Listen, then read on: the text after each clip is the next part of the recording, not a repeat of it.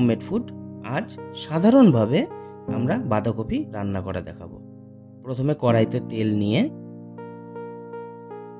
হালকা একটু জিরা ফোড়ন দিয়ে দিলাম।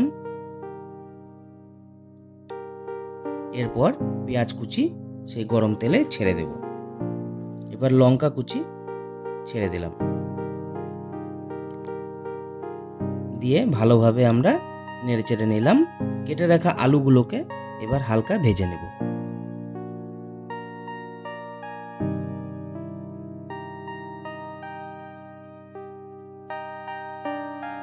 পেস্ট করে রাখা লঙ্কার সাথে রসুন বাটা এবার আমরা দিয়ে দিলাম। হালকা হলুদ,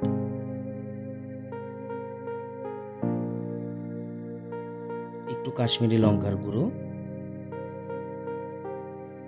এবং স্বাদ মতো নুন দিয়ে একটু নেড়ে চেড়ে নেব। সাথে একটু জিরা গুঁড়া দিয়ে দিলাম।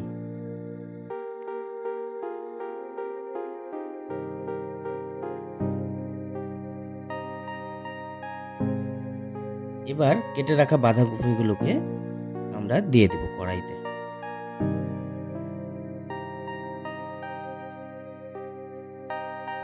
একটু ভালো করে এটা নেড়ে নিতে হবে।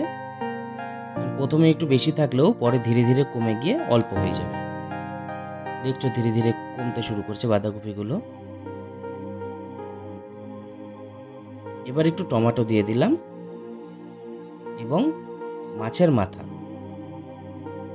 মাথা দিয়ে রাঁধলে খুব সুন্দর হয়। মাছের মাথা দিয়ে ভালো করে নেড়ে চেড়ে দেব। তারপর একটু গরম মশলা দিয়ে দিলাম।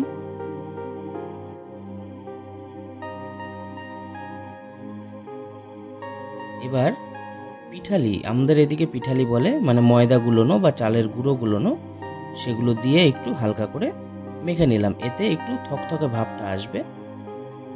হয়ে গেছে আমাদের বাঁধাকপি। এবার আমরা একটু বাটিতে নামিয়ে নেব। খুব সুস্বাদু, বাড়িতে ট্রাই করাই যেতে পারে একবার। থ্যাংক ইউ ভিডিওটি দেখার জন্য, তোমাদের অসংখ্য ধন্যবাদ।